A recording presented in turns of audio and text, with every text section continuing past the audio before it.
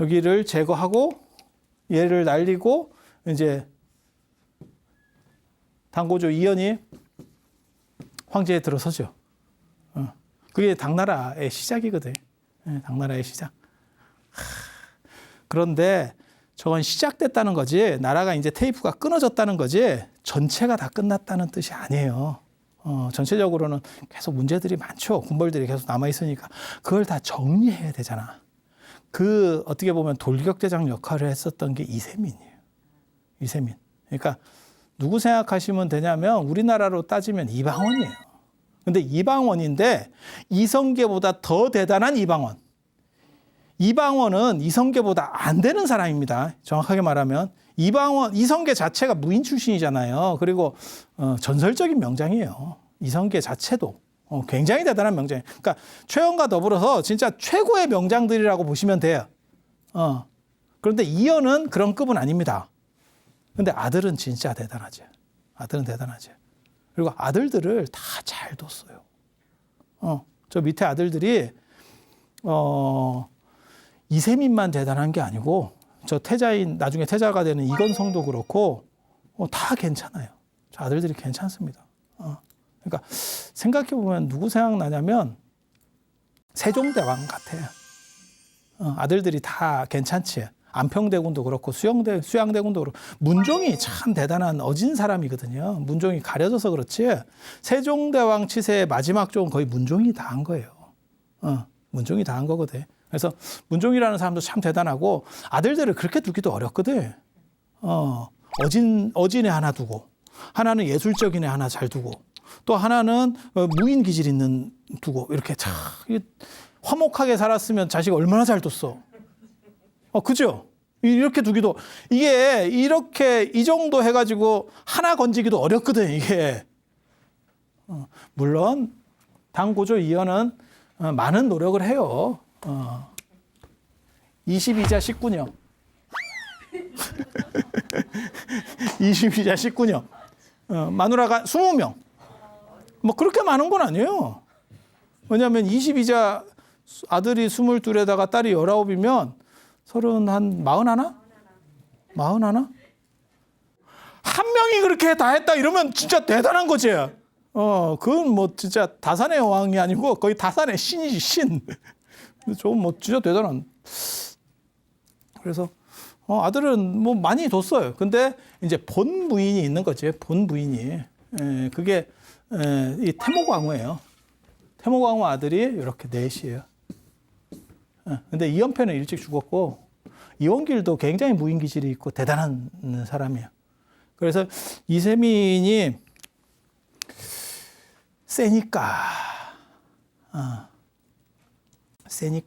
세면 약한 사람들이 연합을 합니다. 수양대군 때도 그런 비슷한 거 있고 그 다음에 우리 누구야 이방원 때도 비슷한 상황들이 벌어지는 거잖아요. 다른 쪽에서 제가 너무 센데 1강 2중의 구도 뭐 이러면 또 달라지는 거거든요. 근데 이세민은 진짜 좀 특이한 사람이에요. 근데 이세민의 이야기를 다 믿을 수 없는 게 이세민이 진짜 좀 이상한 행동을 했거든요. 동아시아에서는 안 하는 행동을 했습니다. 연산군급의 행동인데 사설을 봤습니다. 그러니까 우리식으로 말하면 조선왕조로 얘기하면 실록을 본 거예요. 직권은 지가 못 보거든요. 깠어요. 까서 자기가 손을 댔기 때문에 이게 진짜 그 정도 인물인지 잘 모르겠어. 뭔 얘기인지 알아듣겠어요? 야, 안 좋은 거 다 삭제. 이게 분명히 나오거든요. 그리고 저 연산군 같은 경우는 그런 행동을 해도 이게 별 영향이 안 미치는 게 연산군은 워낙 또라이로 해서 끝났기 때문에 별게 없는데 이 양반은 그렇게 했고 그 다음에도 계속 내 아들이 했었기 때문에 자기 후계가 했었기 때문에 거기에 대한 교정이 없었죠. 다시 재수정이 없었죠. 그래서 알 수가 없는 거예요. 이게. 근데 아무튼 대단한 영웅이에요. 세상에 뭐 이런 사람이 있나 싶을 정도로 대단해. 그리고 이 군사를 움직이는 거나 지략이나 이런 거는 뭐 엄청 강력합니다. 엄청 강력해. 단 그게 고구려 와서 패했다더라. 고구려 와서 그리고 눈 빠졌다는 얘기는 저 어디야 열하일기나 그 다음에 신채호의 조선상고 그것도 떠도는 얘기입니다. 동북아 쪽에서 그러니까 만주 쪽에서 떠도는 이야기입니다. 그때 눈 하나가 나갔다더라 뭐 이런 이야기가 있어요. 근데 그게 진짜인지 가짜인지 모르겠어. 사서에는 없어. 양만춘하고 똑같아. 사서에는 없어. 그냥 그렇게 떠도는 이야기가 있어. 근데 우리 입장에서는 이제 꼬소름 하니까 제 입장에서는 이제 눈깔 빠았다 이 얘기를 꼭 해주거든. 야 이거 맞아가지고 그리고 이게 상식적으로는 사실 정상적이면 불가능한 얘기입니다. 왜냐하면 황제가 이렇게 나대지 않아요. 황제가 화살 반경 안에 없다니까. 저 화살 반경 안에 있으면 황제가 아니오. 황제는 중군에 있잖아. 그러니까 화살은 맨 앞에 있는 쪽에서 맞는 거고 화살이 한 50m밖에 안 나가요. 지금 열심히 당겨봐야 뭐 화살이 무슨 총알도 아니고 그래서 맞을 수가 없어. 단 맞을 확률이 있기도 해. 그게 뭐냐면 이세민이 잘 나대요. 뭔 얘기인지 알아듣겠어요? 이게 새 가슴이면 가만히 뒤쪽에 있으면 되는데 이게 또 나댄다고. 나대다 맞았을 수 있어. 성격이 굉장히 잘 나댑니다. 그리고 이게 위해가 없는 사람이에요. 그게 이제 이세민 성격이기 때문에 저런 나대는 성격이라서 맞았을 수도 있어. 그냥 가만히 있으면 됐는데 나대다가 뭐 재밌는 거예요. 아무튼 그렇다 치고 당 고조 이연이 저게 재위 기간이 굉장히 좀 재밌습니다. 왜냐하면 618에서 626이거든요. 근데 돌아가신 건 635년이에요. 황제인데 황제 안 하고 한 10년 살았네. 야 이거 뭔가 좀 냄새가 나잖아. 야 이게 황제는 원래 종신이잖아요. 자기가 밀어주지 않으면 특별하지 않으면 종신이잖아요. 뭐 사연이 있네. 우리나라도 똑같았잖아요. 조선시대 때 이성계 태상왕으로 밀렸잖아요. 이방원한테 밀려가지고 태상왕으로 이러고 있었잖아요. 똑같은 상황이라고 보시면 돼요. 똑같은 상황이라고 보시면 돼요. 그리고 이세민은 워낙 그 군사력이나 이런 거를 잘 다뤘기 때문에 전략적으로 좋았기 때문에 그런데도 이세민이 위험했을 때가 있었다는 거예요. 그때 나중에 소림사에서 이게 지금 그 얘기예요. 담종을 비롯한 13명이 나타나서 소림사가 무술의 이미지를 가지게 되는 사건입니다. 그렇게 해서 이세민이 구원해 줬대. 죽을 걸 도와줘서 이렇게 살려줬대. 마치 무슨 뭐 우리식으로 얘기하면 사명당이 뭐 승군을 이끌고 가가지고 이렇게 싹 어떻게 해줬대. 이세민 입장에서 고맙겠지. 그렇지 않을까? 그리고 자기가 나중에 황제가 되면 어떤 일이 벌어질 것 같아? 야 그쪽에 좀 잘해드려. 그거 당연한 거 아니에요? 내 목숨을 구해줬잖아. 황제 입장에서는 손가락 하나만 딱 튕기면 이게 절이 이만해진다. 이만한 절이. 이만해지는 거예요. 떡상이지. 물론 오늘날 소림사가 만들어지는 거는 이세민 때문은 아니고 이영걸 선생 때문이지. 이영걸의 데뷔작이 아세요? 그 소림사라고 오래된 영화가 있어요. 79년도 영화예요. 79년도 영화. 79년도면 지금 뭐 한 40몇 년 됐네요. 그게 이영걸이 뜨게 된 거거든요. 북경 그 무술학원인가 뭐 다니다가 그런 사연들이 있습니다. 이영걸하고 견자단 다 그쪽 출신이잖아요. 견자단 압니까? 연문 뭐 영춘권 뭐 이렇게 연문도 아니에요. 그거 선문이라고 해야 돼. 그게 성섭자예요. 근데 입엽자 번역을 잘못해가지고 쇠, 금, 성, 김 이렇게 해야 되거든. 근데 그거를 김유신 이렇게 읽어야 되는데 누가 금유신 이렇게 읽는 거야. 그러면 우리가 뭐라고 생각하겠어? 저런 무식한 놈이 다 있어? 이렇게 되겠지? 엽이라고 하는 입엽자도 마찬가지예요. 입엽자를 낙엽할 때 그 엽자인데 그거는 보통 때는 엽으로 발음하는 거고 엽록소 할 때 우리가 엽으로 발음하잖아요. 근데 그건 성에 들어갈 때는 섭이라고 발음하는 거예요. 성, 섭, 입, 엽 이렇게 하는 거예요. 근데 번역하는 사람들이 그런 걸 잘 모르니까 그래서 엽시로 만들었지. 마치 금시로 만든 거하고 똑같아. 금시로. 한국 사람을 소개하면서 금시로 만든 거하고 똑같아. 근데 그 연문이 뭐 뜨면서 나중에 견자단이 대표작으로 되잖아요. 뭐 그런 사건들이 있어요. 그래서 소림사가 지금 뭐 소림사 뭐 말해 못해. 가보면 조그만 절이에요. 제가 예전에 2000년대 초반에 가고 뭐 이랬을 때만 해도 야, 소림사 입구까지 버스 타고 가가지고 그 군고구마 사 먹고 있고 이랬었거든. 근데 지금은 어디서 막 주차장에 내려가고 막 그 전기차를 타고 막 한참을 가고 절은 쪼매네. 네, 절은 생각보다 그렇게 큰 절 아닙니다. 절은 쪼만한데 어휴 뭐 대단하지.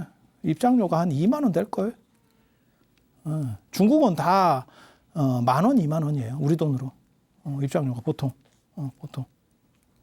우리보다 중국이 뭐 한 5분의 1, 뭐 7분의 1 이 정도 산다라고 계산하면 그걸 곱해버리면 우리식으로 얘기하면 한 5만 원, 뭐 10만 원 입장료가 그런 시택이라고 보시면 돼요. 뭐 대단하죠. 그렇게 해서 1년 매출이 1조래. 1조인데 돈 쓸 일이 뭐가 있겠어. 아니 그렇잖아요. 그래서 거기 참 가보면 생각이 많지. 야 어떻게 절에서 1년 매출이 1조가 나죠? 그러니까 전 세계에서 어떻게 보면 전 세계적으로 가장 유명한 절이 소림사죠. 소림사.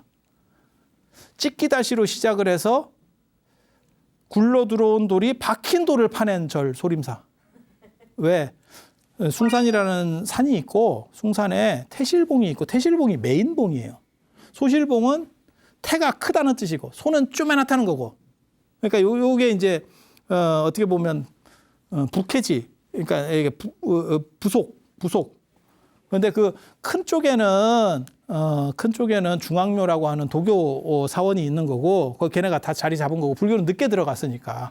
그래서 조금 떨어지는 쪽으로 이렇게 거기 같이 하기는 좀 그렇고 그래서 이쪽 왔더니 갑자기 뭐 무술 어쩌고 저쩌고 하고 뭐 저기 주방장이 어떻고 그 다음에 뭐 역근경이 어떻고 달마대사가 어떻고 막 이러더니 막 그래가지고 무술하면 소림사. 그리고 소림사 저 뒤쪽에 가면 그 대웅전 뒤쪽으로 가면 뭐가 있냐면 거기 이렇게 보도블럭이 깨져 있어요. 스님들이 다 내공을 하면 무게가 무거워져서 천근추 뭐 이런 걸 배워가지고 그 보도블럭 같은 게 깨졌대. 보수를 안 했구만. 어따 약을. 그런 시리즈들이 있어. 되게 재밌어. 소림사에 그런 시리즈들이 다 있어. 근데 실제로 그거는 선불교라고 하는 개념에서 이해를 해야 되는 거지 무슨 무술이 주가 돼서는 아닌 것 같아요. 불교고 그 다음에 달마대사가 뭐 역근경이 어떻네, 역근세수경이 어떻네 이러는데 그거는 참선할 때 요가하는 거예요. 요즘으로 말하면 너무 한 자세로 사람이 계속 있으니까 몸을 풀어주는 차원에서 요가지 무술이 아닙니다. 그런 식 개념들이 아닙니다. 근데 이제 살다 보면 사람들이 그런 걸 더 좋아하는 사람들도 있는 거고, 몸 쓰는 거 좋아하는 분도 있고, 그 다음에 뭐 앉아만 있는 거 좋아하는 사람도 있고, 사람마다 다 다르거든. 근데 그쪽에는 이제 그런 거를 좋아하시는 분들이 많이 있었는가 봐요. 제가 얘기하잖아요. 스님이라고 다 산에 올라가느냐. 아니다. 우리 같이 외경심을 가지고 산은 언제나 지켜보고 공경하는 느낌으로 가져야지. 어디 산 위를 밟어? 이렇게 하는 스님들도 있는 거고, 저기를 내가 한번 올라가 봐야겠다. 그러면 너는 올라가. 우리는 그렇게 얘기하지. 옳다 그르다를 얘기하는 게 아니에요. 그래서 운동 같은 거 좋아하시는 분들도 있겠지. 그러니까 이제 소림사가 그런 쪽 사람들이 모였겠지. 그리고 그 동네 기질이 그랬는지도 몰라요. 근데 산을 보면 산은 완만해요. 숭산이. 이렇게 덩어리 산이에요. 그래서 저게 무술을 하는 사람들이 막 나올까? 뭐 이런 생각들이 들긴 하는데 뭐 그래. 그래서 당태종과 이영걸 선생의 공로에 의해서 소림사가 떡상했다. 그런 정도 생각을 하시면 되고, 아무튼 이세민이 일은 다 했어요. 일은 다 했는데 이연이 되고 난 뒤에 이연이 이상한 행동을 하는 게 아닙니다. 이세민이 공이 크다라는 건 알지만 그래도 장남으로 하는 게 문제가 없을 것 같아. 그게 이제 선택이죠. 장남이냐? 안 그러면 조금 밑에라도 차남이라도 능력 있는 거 줄 거냐? 우리 역사에도 그런 거 있잖아요. 이방원도 그렇게 한 거잖아요. 그래서 세종에게 준 거고, 야, 쟤는 아닌 것 같아. 그래서 이렇게 주는 거고, 삼성도 우리가 그런 거잖아요. 그죠? 삼성도 그렇게 내려왔잖아요. 지금. 장남이 아니잖아요. 뭐 그렇게 갈 수도 있는 거죠. 그러니까 선택을 장남으로 할 거냐 아니면 다른 아들로 할 거냐는 그건 판단 문제예요. 근데 이방원 같은 그 양녕대군 같은 사람이면 이방원이 100% 판단을 잘한 거예요. 그런데 이 이건성이라는 사람은 이세민만큼은 아니어도 대단한 사람이라니까. 대단한 사람인데 그 둘째보다 조금 못하다 그래서 장남 이게 또 먹고 들어가는 게 있잖아요. 그러니까 이걸 바꾸기도 애매한 거죠. 여기서 이제 판단을 해야 되는 거죠. 예, 근데 결국은 판단 잘못했죠. 왜냐하면 저렇게 될 줄 알았으면 가족끼리 저렇게 우리는 역사를 아니까 뒤에서 하는 얘기예요. 저렇게 서로 죽일 줄 알았으면 그냥 둘째한테 주는 게 나았지. 예. 그런데 첫째한테 세웠죠.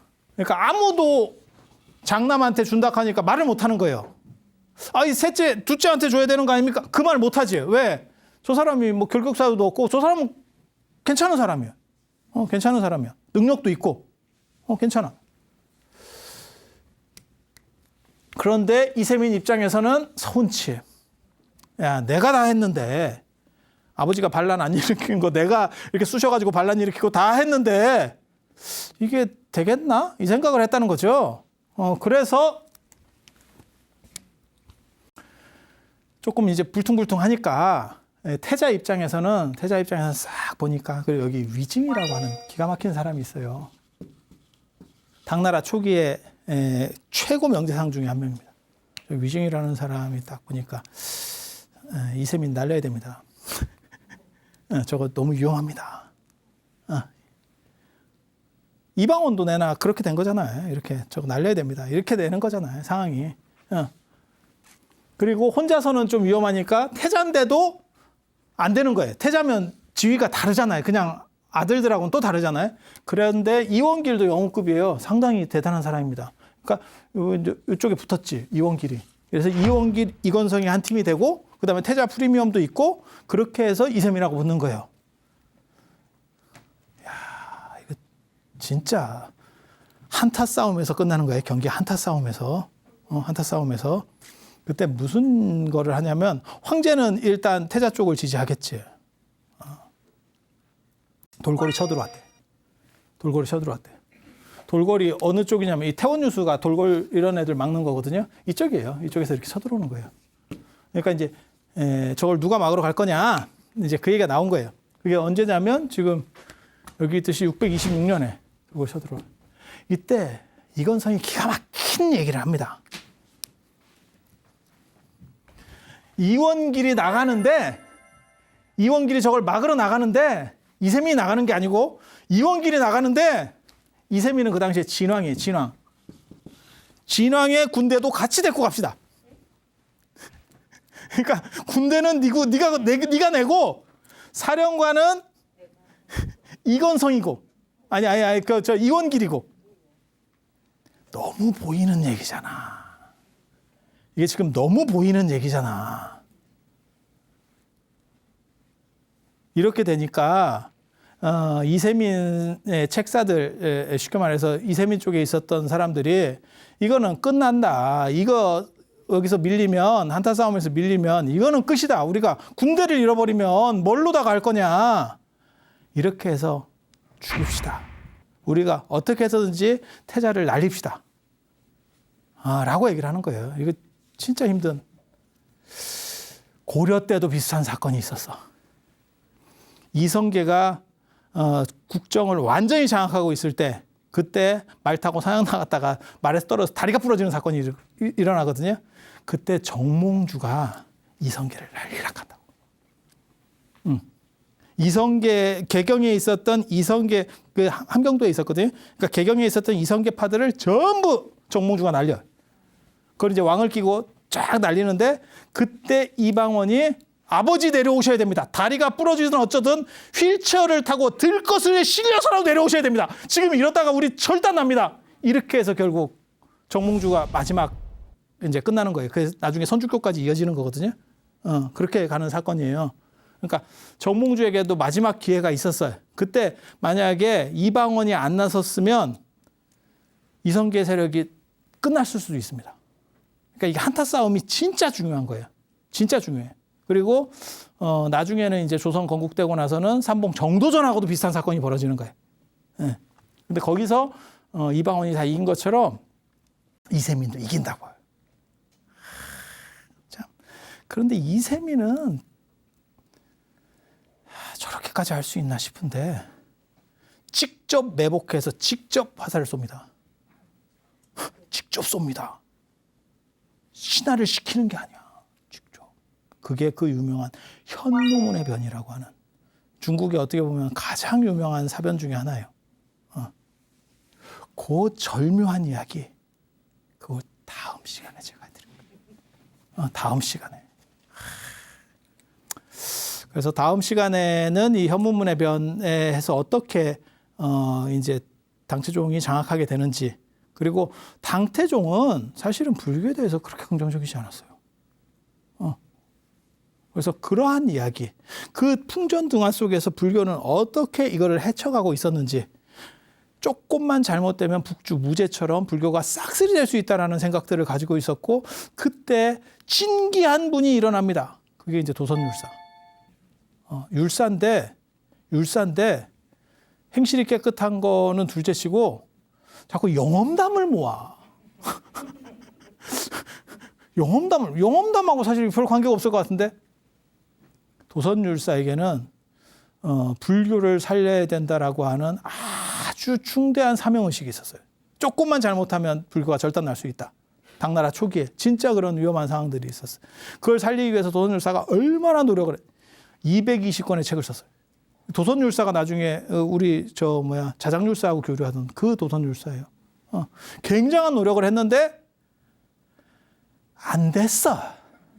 그런데 슈퍼 영웅이 혜성처럼 나타나서 그걸 정리하는 분이 나와요. 그게 누군지 다음 시간에 가르쳐 줄게요. 그래서 오늘 이상하고 다음 시간에 당나라 초기와 관련된 이야기, 불교 이야기들 이어서 해드리도록 하겠습니다. 예, 들어주셔서 감사합니다.